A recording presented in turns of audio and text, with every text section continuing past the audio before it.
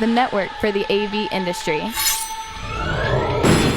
What are you listening to? This is AV. This is AVNation. This is AVNation.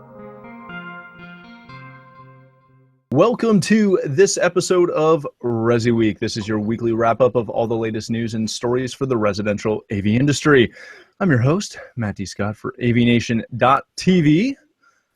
And today I'm pleased to be joined by, we're going to do this in order as they appear on my screen, Jason Griffin he's the Business Development and Operations Manager at Harrison Home Systems. He's also the co-host of the Home Tech Podcast, which is one of our favorite shows.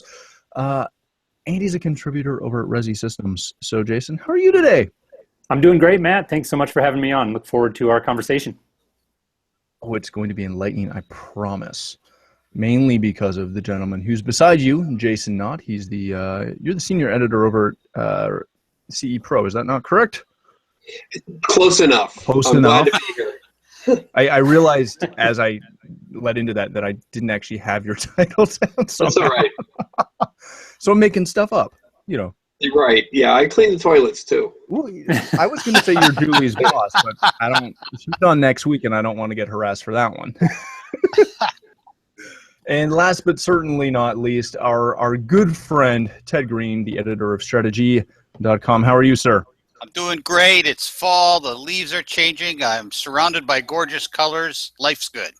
Excellent. I'm not looking forward to raking all those leaves, which is my only thing on that one. But you have kids. I do, but they're not old enough to rake. They're old enough to hopefully get a picture or two of them looking somewhat cute in a pile of leaves. Look to the future. Yeah, pretty much. Opposed to last year where he just cried as soon as we put him in it. Gentlemen, let's start this off. This kind of made a fair amount of news last week. And the Wirecutter, this comes through us from the Wirecutter, are smart homes open houses for hackers. Part of the reason this is a big deal this week is last week, as most of you know, there was a major denial of service attack that used a lovely large network of technically smart home technologies to take down most of the network, the internet on the East Coast. The reason I wanted to jump into this is one, Jason, you've written a ton about IoT recently, but more importantly, we've kind of hit a point in our industry where we're seeing a massive amount of, DIY products hitting the market that are also IoT devices. We're seeing, clients bringing in a lot of stuff we've heard of, and also a lot of stuff that we haven't heard of as integrators. What does it mean to an integrator when they walk into a site and see, a device that either they haven't heard of, or B, they don't have any knowledge of the inherent security that's built into that device? Jason, I kind of want to start with you because, as Sure. I mentioned, you wrote about this recently. Yeah, it's a big topic. Obviously, these stories got a lot of attention. I do think, before we jump in and talk too much about IoT, I do feel like that aspect of the story was a little bit, I don't want to say misreported, but maybe over-exaggerated. This recent spat of attacks was really more what I would call traditional home technology products. It was a particular Chinese camera manufacturer that was really exploited very heavily to kind of produce these latest attacks. And so I think that the fact that we have the Internet of Things and that there's so many more devices coming onto the network, it definitely increases the possibility for large attacks like this to happen just by, the law of averages. But I think that, by and large, I actually really enjoyed this particular article that you guys pointed out. I thought it was a refreshing read because it didn't use a lot of scare tactics. It sort of put things in perspective and really laid out some pretty common sense steps that both home technology professionals and end users as well can employ to secure themselves. Things that are very, very basic, like changing the default passwords, making sure you're running a firewall, sticking with reputable brands. All these things are really, really simple to do and are going to help protect you. So I think to come a little bit more directly to your question, as far as a home technology professional, if we're walking into these jobs or looking at potential jobs that have this sort of equipment, I think it's clearly an opportunity for us to get educated and then position ourselves as the experts on this topic and make sure that our clients understand that's part of what they're paying us for, is to help keep their network and their data secure. Very good. Other Jason Knott, how in depth do dealers need to get when they're walking into a home, just like Jason said, and they're seeing devices that they want to have that conversation about? How do you balance or walk the line between scaring the client and doing the whole, this thing you bought off eBay that's made in China that no one's ever heard of, it might be a big backdoor into your network. How do you balance that line versus not oversimplifying how big of a deal it can be to have some of these products that maybe don't have the end user security at the forefront of their technology?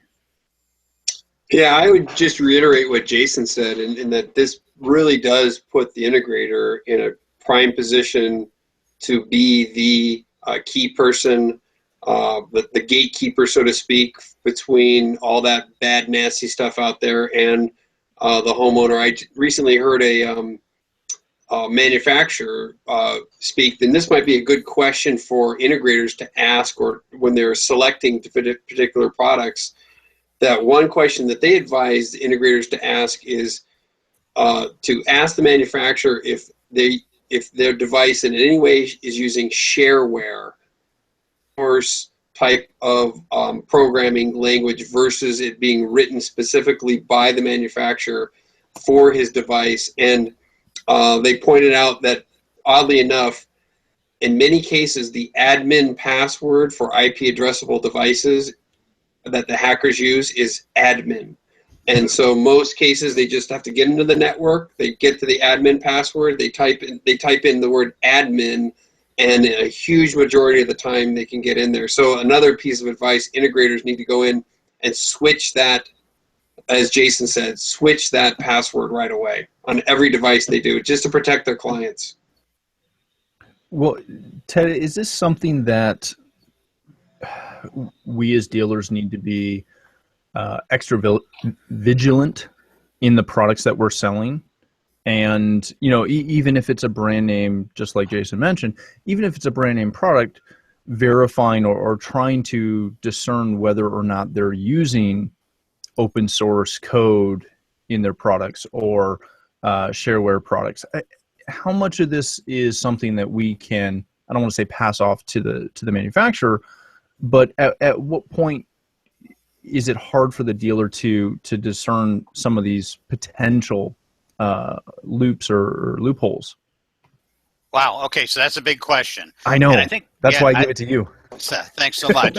I think I think number one, I think Grant did a great job in this article. I like a lot of what he said. If there was one thing I take a little exception to, is his comment, which I think he repeated himself a couple of times, that most people don't have to worry about this.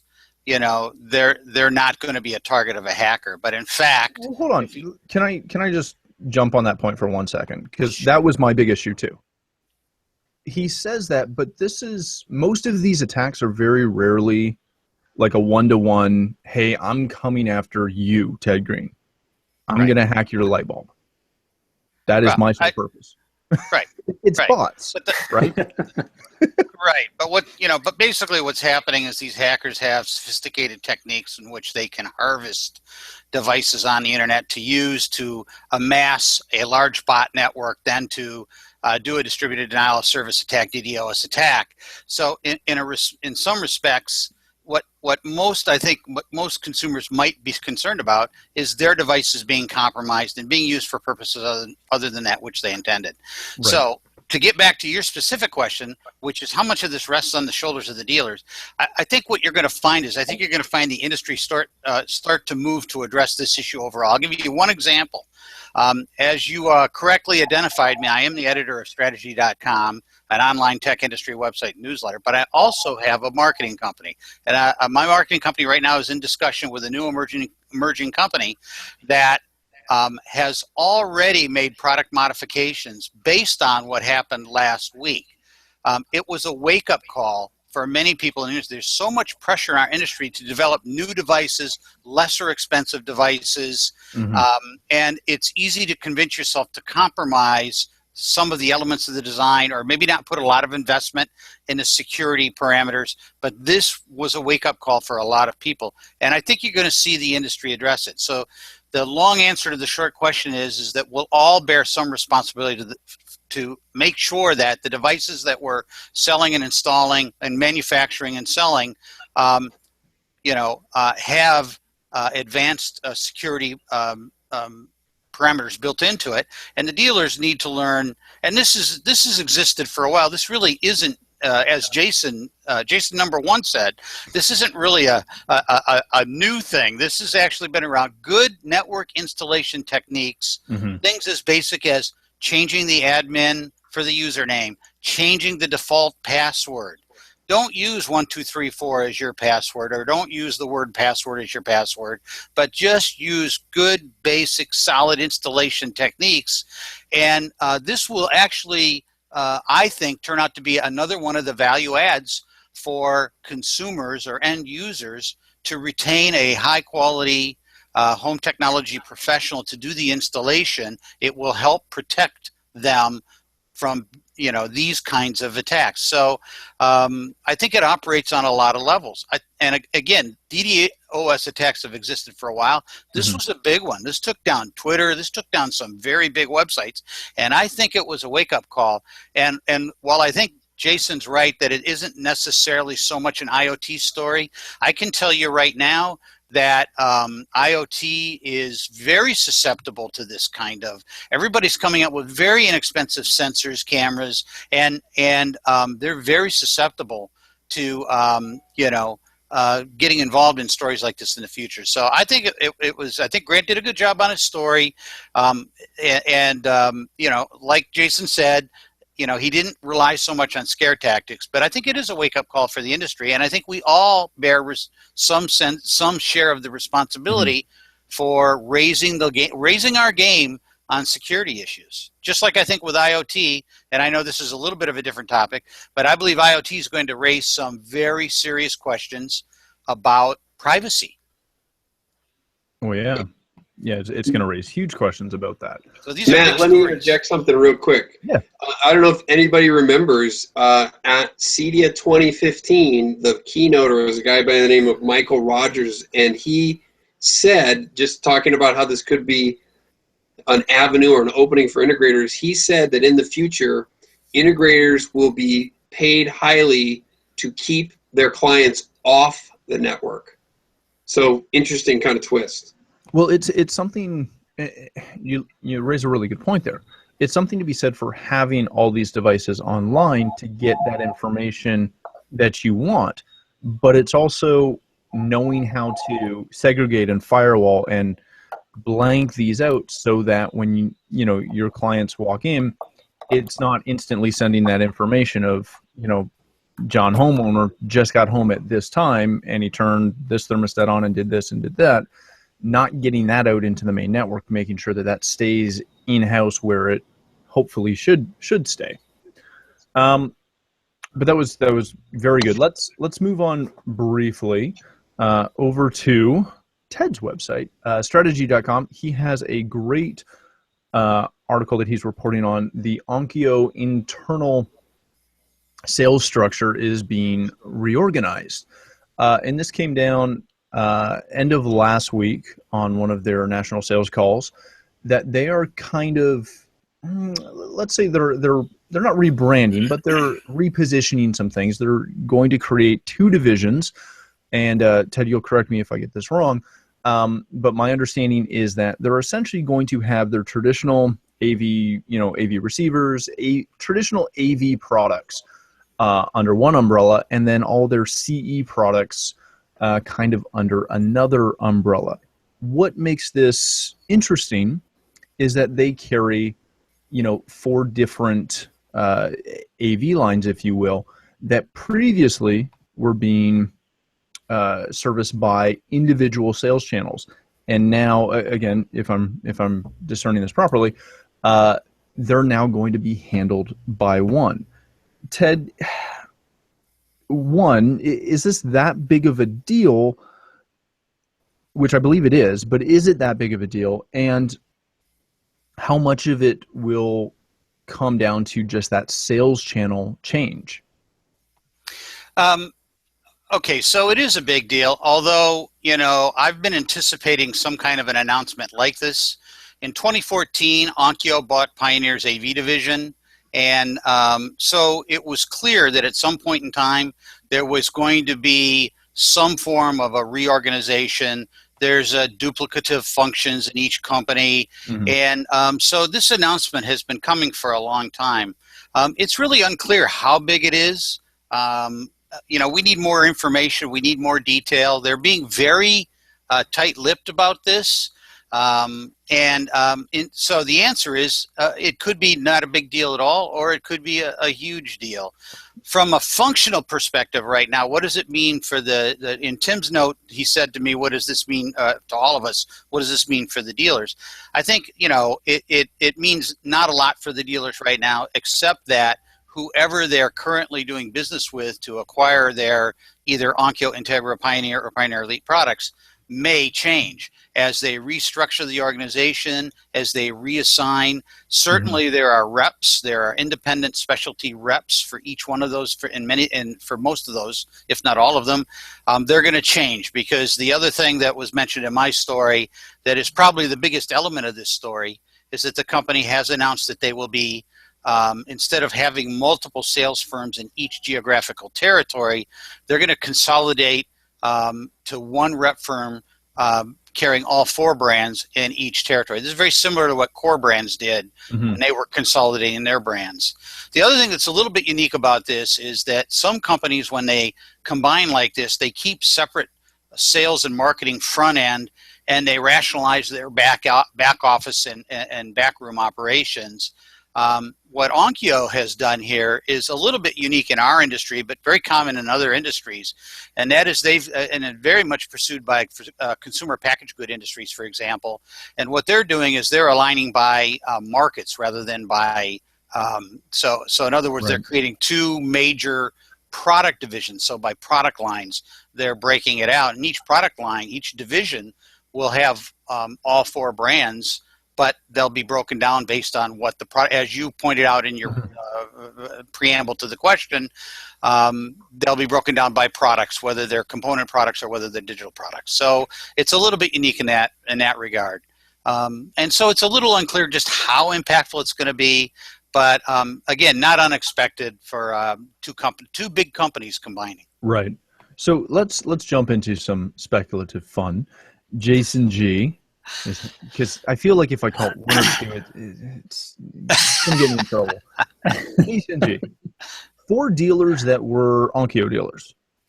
Is this something akin to kind of the Denon Marantz move of years past, where if you were a Denon guy, once they combined, you kind of had an easier avenue to obtain Marantz? Is this potentially going to be that kind of situation where guys that are selling Onkyo are now going to have an easier path or a much easier time obtaining Pioneer, Pioneer Elite, or Integra, or whatever other line they want, because it's now consolidated? Sure. I think there'll be an element of that to it. I don't know how big of a deal that is. I mean, AV receivers are these days, so it's not like if you have any interest in selling, if we're a big Integra dealer, and if I, for whatever reason, need to go out and sell a Pioneer or a Sony or whatever other line of AV receiver that is, that's not a difficult thing to do.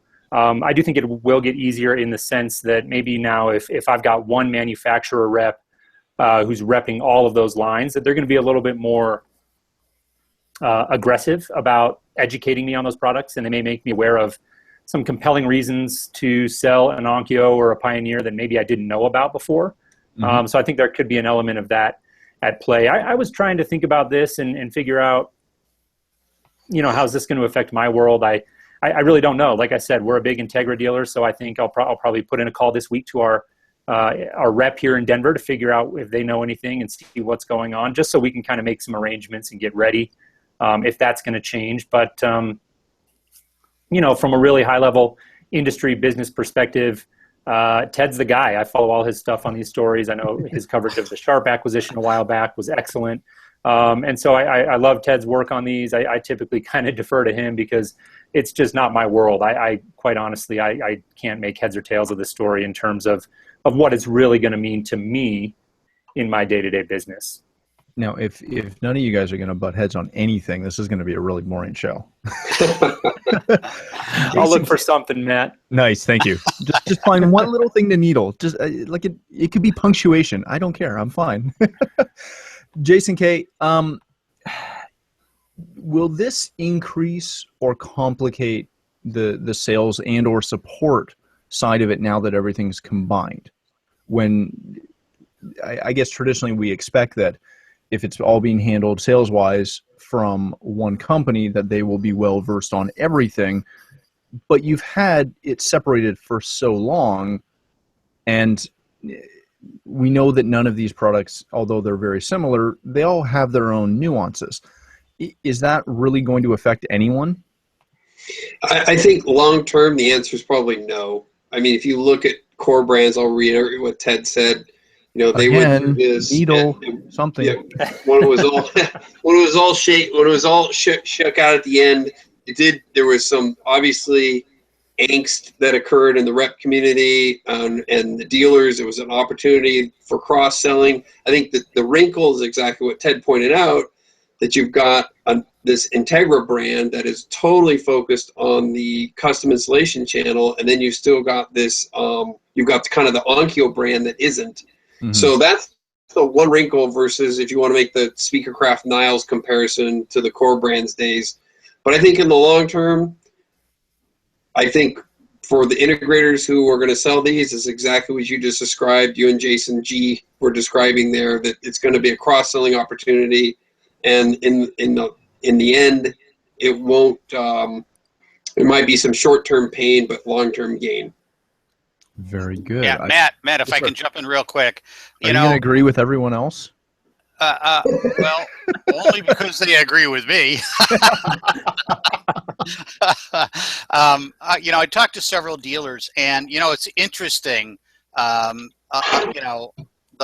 dealers in general, are kind of resigned to this is what's going on in the industry these days, and so they're kind of cautiously optimistic, like companies are going to do these kinds of things, and we'll just have to wait and see how it plays out. But if there was any real angst that was expressed, it was from what Jason G brought up and Jason K as well. And that is that, Integra within that organization always had customized programs for Integra. They were very careful distribution-wise with Integra. It got very special handling.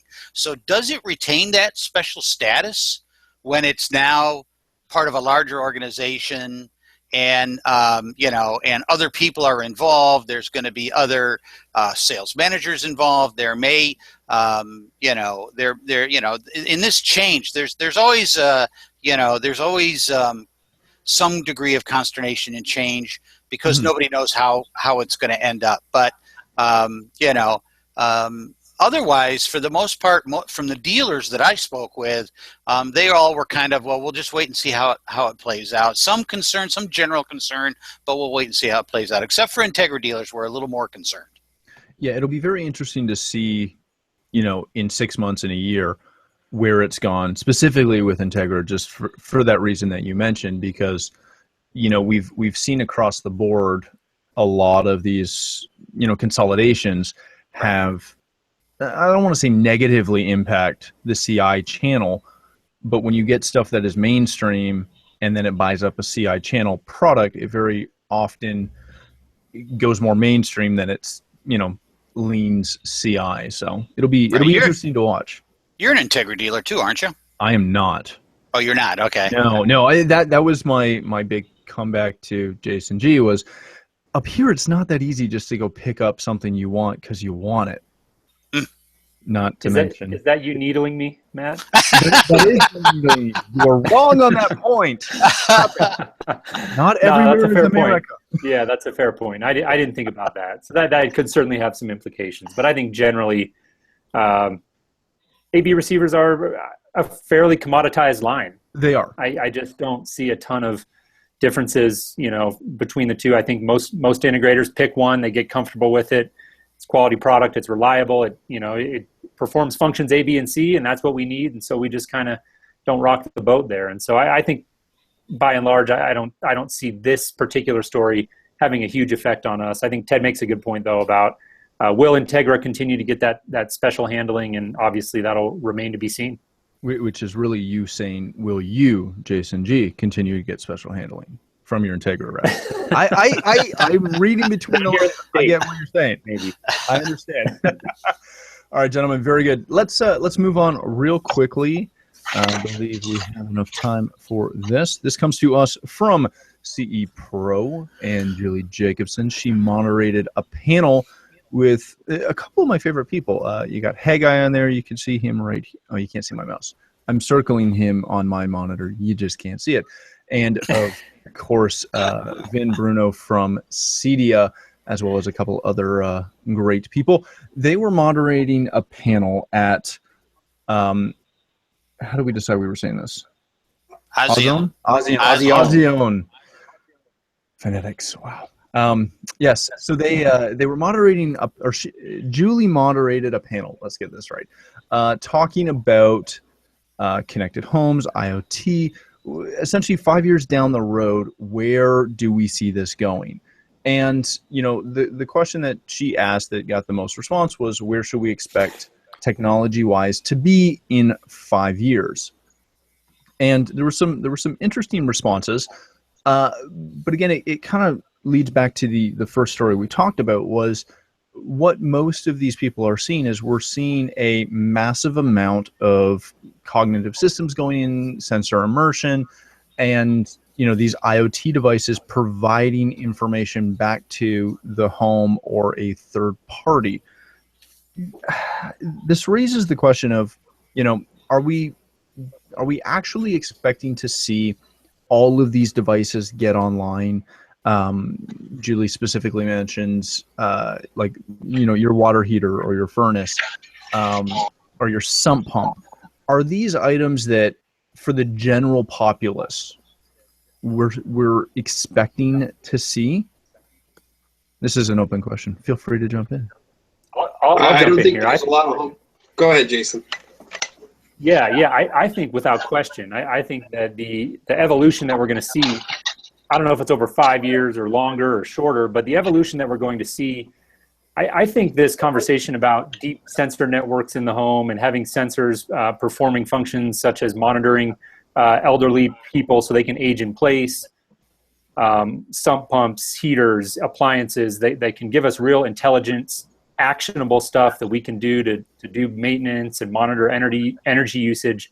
I think if anything, that functionality is probably more appealing to a broad swath of the population than what we're currently thinking of as smart home technology, which is, for a lot of people, the general public, to them, that means, I can turn my lights on and off with my phone, right? And that's not all that compelling to a lot of people. And so I think as this intelligence gets built into the home more and more, home technology integrators really need to be looking very hard at that market, because there's going to be a value chain there, and figuring out how we fit in that equation and what we can do to be a part of it is critical for our industry, because that moves beyond, novelty entertainment devices. It moves beyond, the basic things like convenience and security, which are all super important. But when we get into talking about the truly intelligent home and what these sensor networks could do for a home potentially, to me, that's a pretty exciting area. And I think it's one that the industry should be looking really hard at. Jason K., you had unless you can agree with everything he just said. Well, no, but I would don't call this a Hillary pivot, but it's kind of close. I would say that the bigger picture out of this whole discussion is, what does the integrator of 2025 look like? And here we're talking everything that Jason said is going to happen. Mm-hmm. So now I kind of go back to the old alarm days of the 1990s when ADT and Brinks and everybody came in with the mass market system, and all the integrators who were out there in the security business that were selling $10,000 alarm systems easily had to make a decision. And it was, where is my business going to go? And I think you're going to see the same thing in this space where integrators are going to have to, there's going to be a protected luxury area. There's going to be integrators at the high end that will be protected and shielded from wherever the business goes. You're going to have integrators who are going to have to pivot into the commercial space, I believe. And then you're going to have guys who are going to have to decide whether their business is something that can compete with these types of products you're talking about in the do-it-for-me or the DIY space, whether it's part of their traditional business or they set up a separate company, which is what a lot of alarm companies did. They kept their same traditional business, so they protected their brand, and they set up a totally separate company under a different name so they could exploit this market. But I think for CE pros, for integrators, the bigger question isn't that the technology's, where's the technology going? It's, where is my business going to fit into this? Mm-hmm. Yeah, because I would posture that most 2025, as you mentioned, it's not going to be the AV guys. It's going to be the residential network guys that are putting this all together and making everything work. The last kind of question I had out of this story was, when do we expect to see these technology trends, and the deep sensor network and all this other stuff? When do we expect to actually see that be a purchasing driving factor for people when it comes to their residential space? It's hard to say, but the one thing I will say is when it does come to fruition, then that is the time when you're going to see a big opportunity for a national player to enter this space with a nationwide program with where he will have, whether it's homeadvisors.com or whoever the heck it is, I don't know, but they will, when that point comes, you will see a national play in this space that uses layers of subcontractors to do installations for them, and it's the do-it-for-me market. But I can't predict the year. I don't know. Yeah, I mean, I think that was probably a good question for Julie to ask. Where's technology going to be in 5 years? But some trends are so huge, they take time to develop. Probably the best example I can give of that is it took almost 10 years, almost a decade, from the original concept of home theater to be introduced into the market for it to be a real driving factor behind field sales of products that supported home theater.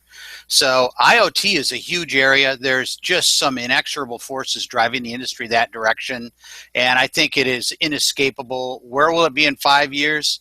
I don't know that anybody knows where it'll be in 5 years, but the day is definitely coming. Personally, my feeling is you're going to see, I was interested to see Vin Bruno talk about how integrators need to be able to service any part of the market as it develops.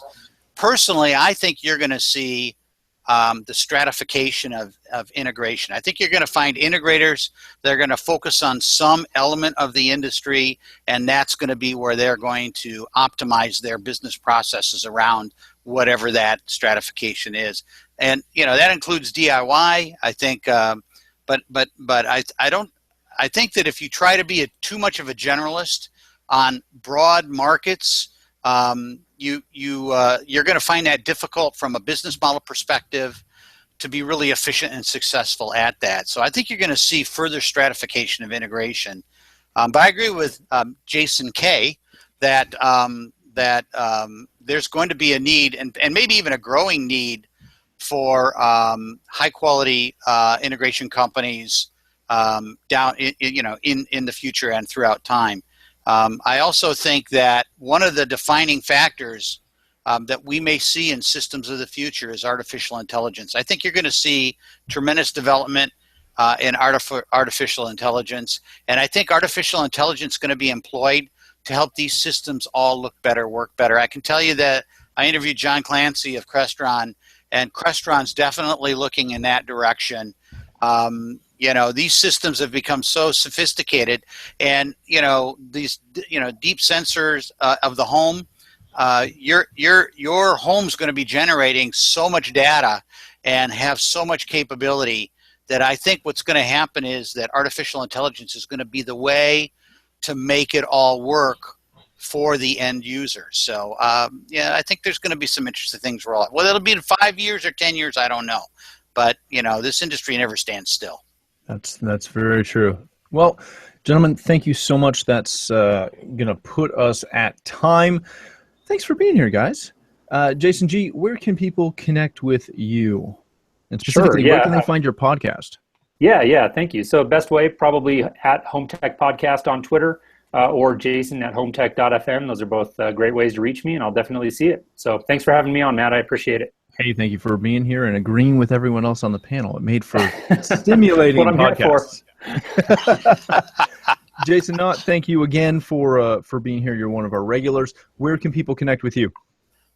You can follow me on Twitter at Jason W. Knott, or of course on cebro.com. And thanks for having me. I thought the discussion was really, really good today.